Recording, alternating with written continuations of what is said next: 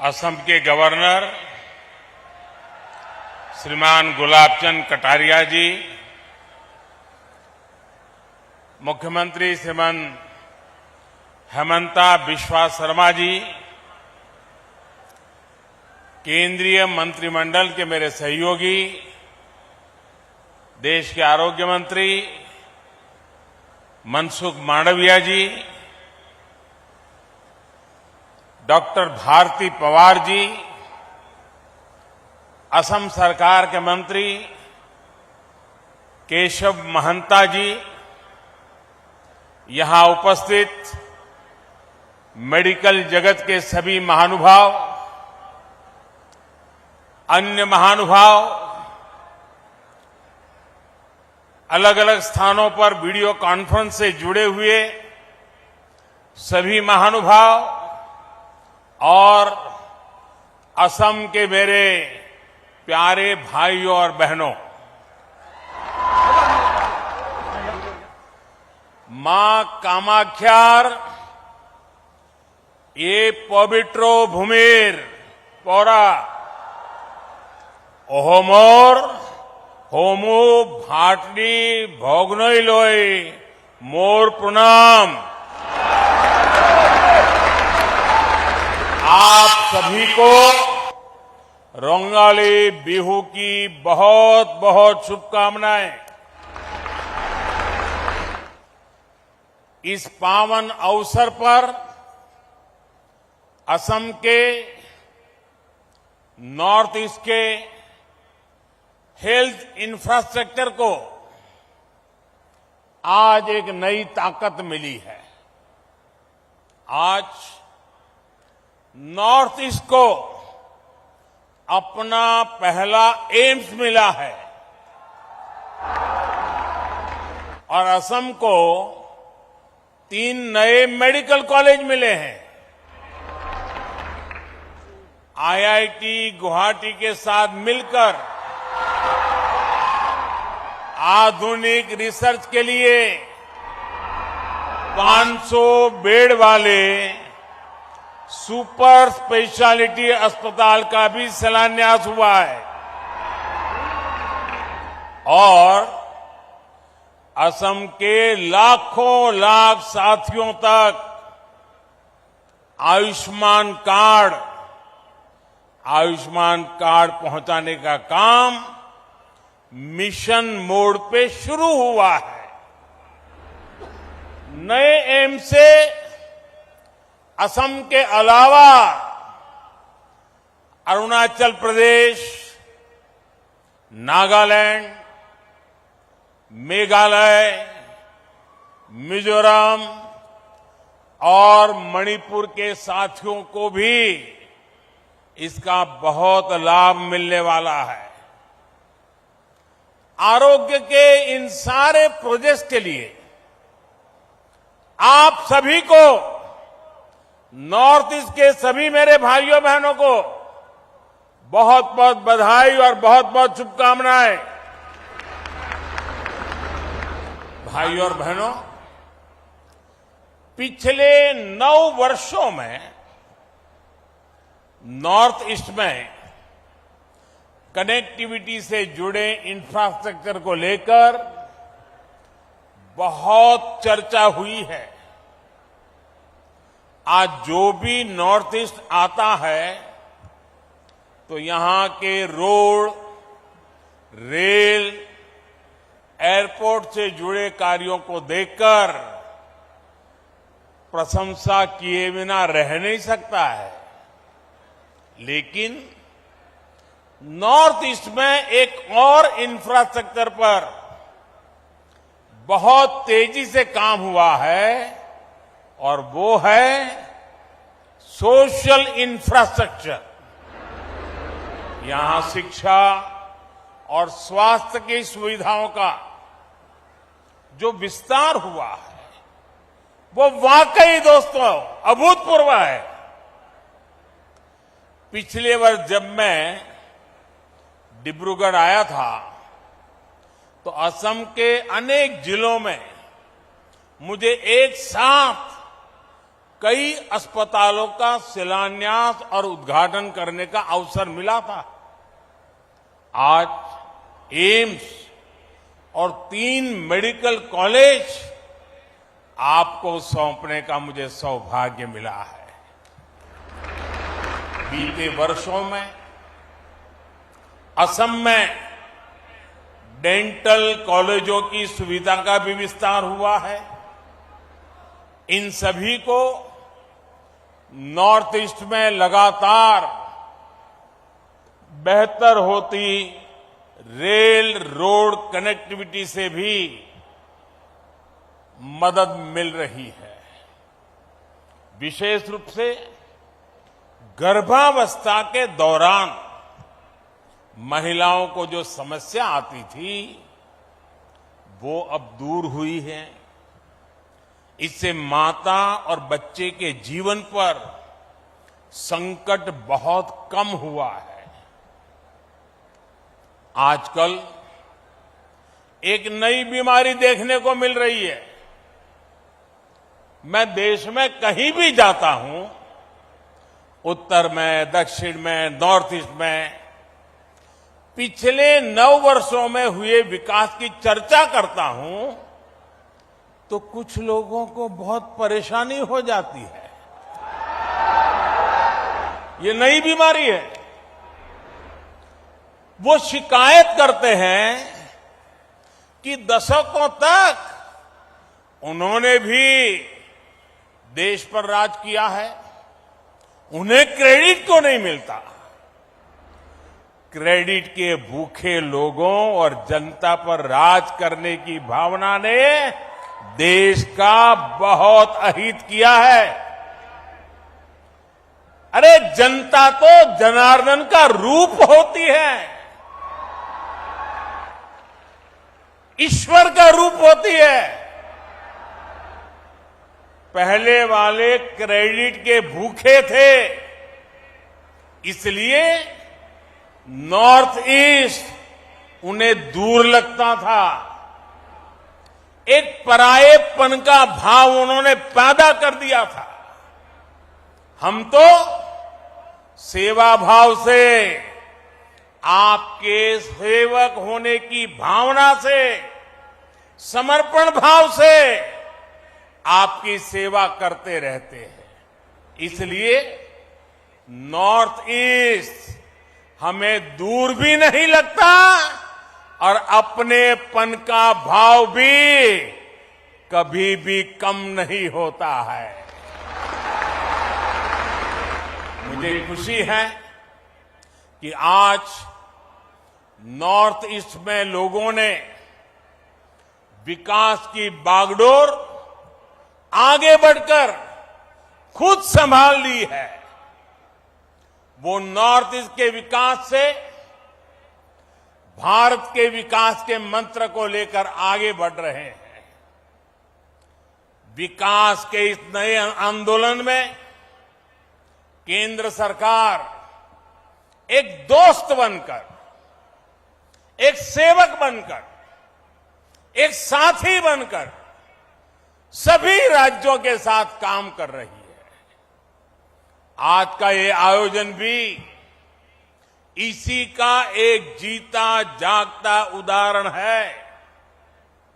साथियों, दशकों तक हमारा पूर्वोत्तर कई और चुनौतियों से जूझता रहा है। जब किसी सेक्टर में परिवारवाद, क्षेत्रवाद, भ्रष्टाचार और अस्थिरता की राजनीति हावी होती है, तब विकास होना असंभव हो जाता है। और यही हमारे हेल्थ केयर सिस्टम के साथ हुआ। दिल्ली में जो एम्स है वो 50 के दशक में बना था। देश के कोने कोने से लोग आकर दिल्ली एम्स में इलाज कराते थे, लेकिन दशकों तक किसी ने ये नहीं सोचा कि देश के दूसरे हिस्सों में भी एम्स खोलने चाहिए। अटल जी की जब सरकार थी तो उन्होंने पहली बार इसके लिए प्रयास शुरू किए थे, लेकिन उनकी सरकार जाने के बाद फिर सबका ठप पड़ गया। जो एम्स खोले भी गए वहां व्यवस्थाएं खस्ताहाल ही रही।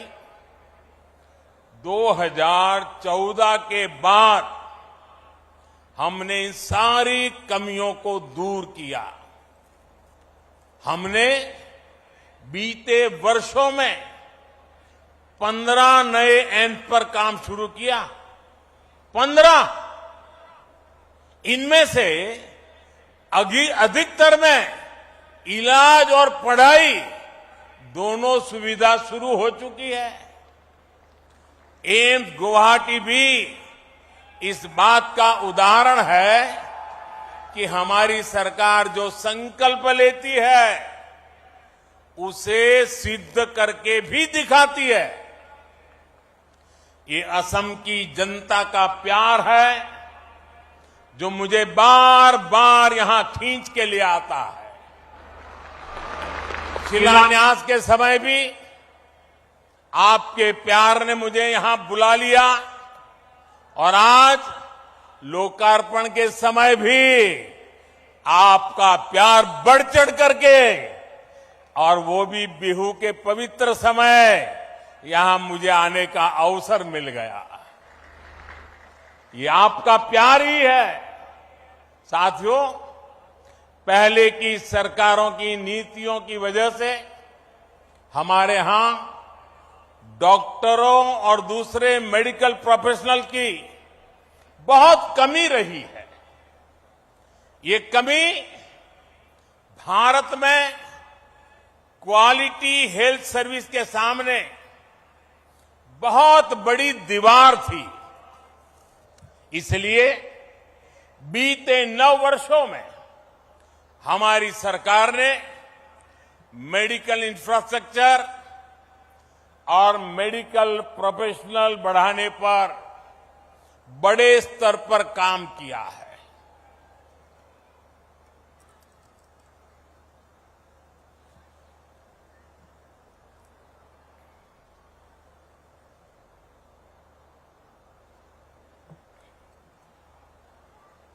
दो 2014 से पहले 10 सालों में करीब 150 मेडिकल कॉलेज बने थे। पिछले 9 वर्षों में हमारी सरकार में करीब 300 नए मेडिकल कॉलेज बने।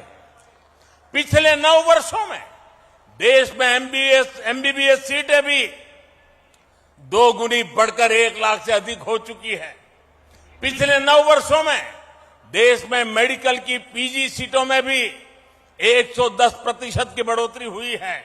हमने मेडिकल शिक्षा के विस्तार के लिए नेशनल मेडिकल कमीशन की स्थापना की है। पिछड़े परिवारों को, बैकवर्ड फैमिलीज के बच्चे डॉक्टर बन सके, इसके लिए हमने आरक्षण की सुविधा का भी विस्तार किया है।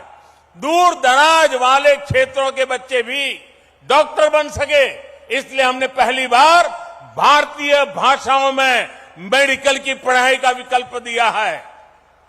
इस वर्ष के बजट में 150 से अधिक नर्सिंग कॉलेज खोलने का ऐलान भी किया गया है। अगर मैं नॉर्थ ईस्ट की बात करूं, यहां भी बीते 9 वर्षों में मेडिकल कॉलेज की संख्या 2 गुने से अधिक हो चुकी है। अभी अनेक मेडिकल कॉलेजों पर काम चल रहा है। कई नए मेडिकल कॉलेज यहां बनने जा रहे हैं। बीते 9 वर्षों में नॉर्थ ईस्ट में मेडिकल की सीटों की संख्या भी बढ़कर के पहले के मुकाबले 2 गुनी हो चुकी है। भाइयों और बहनों, आज भारत में हेल्थ सेक्टर में इतना काम इसलिए हो रहा है क्योंकि आप सभी देशवासियों ने 2014 में एक स्थिर और मजबूत सरकार बनाई। भाजपा की सरकारों में नीति, नियत और निष्ठा किसी स्वार्थ से नहीं बल्कि राष्ट्र प्रथम, देशवासी प्रथम, इसी भावना से हमारी नीतियां तय होती है। इसलिए हमने वोट बैंक के बजाय देश की जनता की मुश्किलों को कम करने पर फोकस किया। हमने लक्ष्य बनाया कि हमारी बहनों को इलाज के लिए दूर न जाना पड़े। हमने तय किया कि किसी गरीब को पैसे के अभाव में अपना इलाज न टालना पड़े। हमने प्रयास किया कि हमारे गरीब परिवारों को भी घर के पास ही बेहतर इलाज मिले। साथियों, मैं जानता हूं कि इलाज के लिए पैसे ना होना गरीब की कितनी बड़ी चिंता होती है। इसलिए हमारी सरकार ने 5 लाख रुपए तक का मुफ्त इलाज देने वाली आयुष्मान योजना शुरू की। मैं जानता हूं कि महंगी दवाइयों से गरीब और मध्यम वर्ग कितना परेशान होता है। इसलिए हमारी सरकार ने 9,000 से ज्यादा जन औषधि केंद्र खोले। इन केंद्रों पर सैकड़ों दवाइयां सस्ते में उपलब्ध कराई। मैं जानता हूं हार्ट के ऑपरेशन में, घुटने के ऑपरेशन में गरीब और मध्यम वर्ग का कितना ज्यादा खर्च हो रहा था। इसलिए हमारी सरकार ने स्टेंट की कीमतों को नियंत्रित किया, नी इम्प्लांट की कीमतों को नियंत्रित किया। मैं जानता हूं कि जब गरीब को डायलिसिस की जरूरत होती है तो वो कितना परेशान होता है। इसलिए हमारी सरकार ने हर जिले में मुफ्त डायलिसिस वाली योजना शुरू की। लाखों लोगों को इसका फायदा पहुंचाया। मैं जानता हूं गंभीर बीमारी का समय से पता लगना कितना जरूरी होता है। इसलिए हमारी सरकार ने देश भर में 1.5 लाख से ज्यादा हेल्थ और वेलनेस सेंटर खोले हैं। वहां जरूरी टेस्ट की सुविधा दी है। मैं जानता हूं कि टीबी की बीमारी कितने दशकों से गरीबों के लिए बहुत बड़ी चुनौती बनी हुई है। इसलिए हमारी सरकार ने प्रधानमंत्री टीबी मुक्त भारत योजना अभियान शुरू किया। हमने बाकी दुनिया से 5 वर्ष पहले ही भारत को टीबी से मुक्त करने का लक्ष्य रखा है। मैं जानता हूं कि बीमारी किस तरह गरीब और मध्यम वर्ग के परिवार को बर्बाद कर देती है।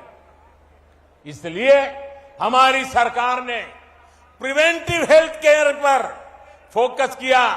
बीमार हो ही नहीं, बीमारी आए ही नहीं, इस पर फोकस किया। योग, आयुर्वेद, फिट इंडिया अभियान चलाकर हमने लोगों की निरंतर सेहत के प्रति जागरूक किया है। साथियों, आज जब मैं सरकार की इन योजनाओं की सफलता देखता हूं तो खुद को धन्य मानता हूं कि गरीब की इतनी सेवा करने का परमात्मा ने और जनता जनार्दन ने मुझे आशीर्वाद दिया। आयुष्मान भारत, प्रधानमंत्री जन आरोग्य योजना आज देश के करोड़ों गरीबों का बहुत बड़ा संबल बनी है।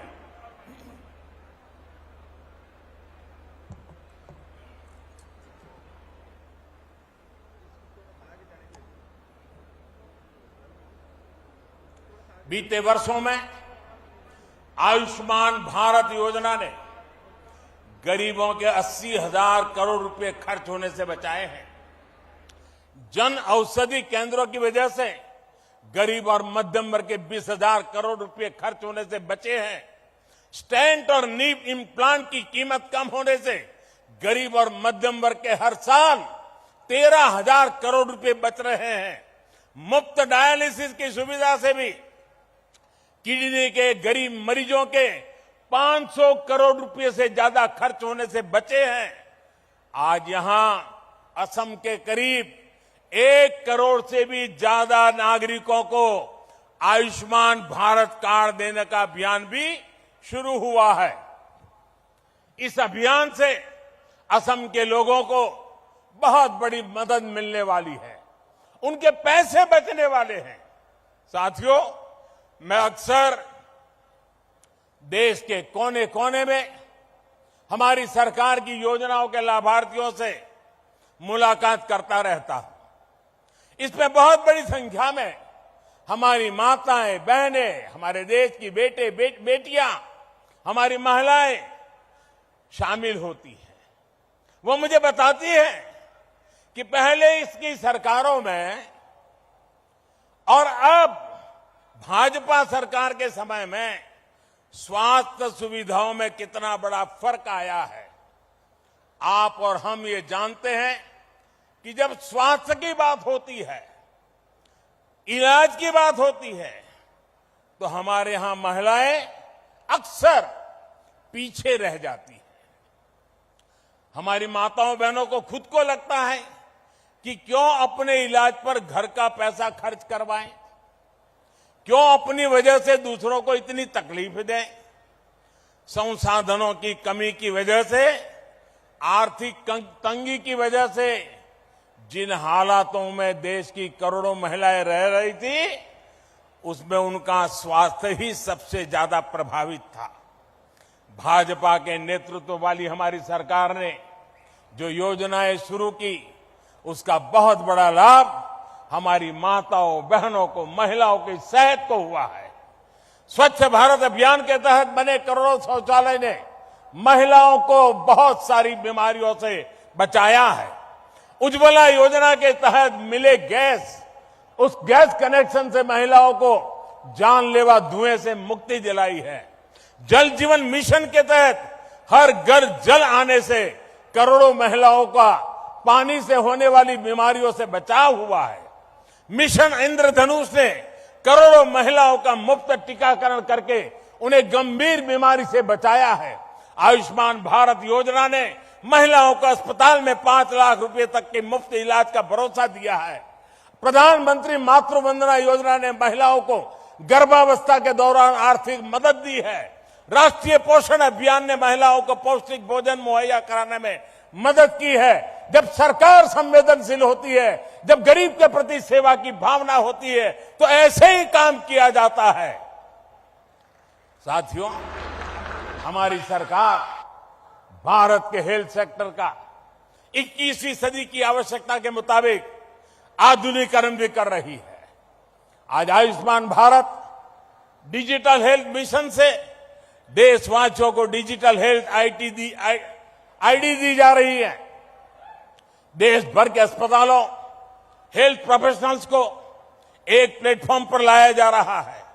इससे एक क्लिक पर ही देश के नागरिक का पूरा हेल्थ रिकॉर्ड उपलब्ध हो जाएगा। इससे अस्पतालों में इलाज की सुविधा बढ़ेगी, सही डॉक्टर तक पहुंचना सरल होगा। मुझे खुशी है कि इस योजना के तहत अभी तक लगभग 38 करोड़ डिजिटल आईडी बनाई जा चुकी है। इसमें 2 लाख से अधिक हेल्थ फैसिलिटी और 1.5 लाख से अधिक हेल्थ प्रोफेशनल वेरीफाई हो चुके हैं। आज ई संजीवनी भी घर बैठे बैठे उपचार का पसंदीदा माध्यम बनती जा रही है। हम सुविधा का लाभ देश भर के 10 करोड़ साथी ले चुके हैं। इससे समय और पैसा दोनों की बचत सुनिश्चित हो रही है। भाइयों और बहनों, भारत के हेल्थ केयर सिस्टम में परिवर्तन का सबसे बड़ा आधार है सबका प्रयास। कोरोना के संकट काल में भी हमने सबका प्रयास की ताकत देखी है। दुनिया के सबसे बड़े, सबसे तेज, सबसे प्रभावी कोविड टीकाकरण अभियान की प्रशंसा आज दुनिया कर रही है। हमने मेड इन इंडिया वैक्सीन बनाई, उन्हें बहुत कम समय के भीतर दूर दूर तक पहुंचाया। इसमें आशा वर्कर, आंगनवाड़ी कार्यकर्ता, प्राइमरी हेल्थ केयर वर्कर से लेकर फार्मास्यूटिकल सेक्टर तक के सारे साथी ने शानदार काम किया है। इतना बड़ा महायज्ञ तभी सफल होता है जब सबका प्रयास हो और सबका विश्वास हो। सबका प्रयास की भावना के साथ हमें आगे बढ़ना है। आइए सबका प्रयास से स्वस्थ भारत, समृद्ध भारत के मिशन को हम पूरी निष्ठा से आगे बढ़ाएं। एक बार फिर एम्स और मेडिकल कॉलेज के लिए असम के लोगों को मैं फिर एक बार बहुत बहुत बधाई देता हूं। और आपने जो प्यार दिखाया, इतनी बड़ी तादाद में आशीर्वाद देने आए, आपको प्रणाम करते हुए, आपका धन्यवाद करते हुए मेरी वाणी को विराम देता हूं।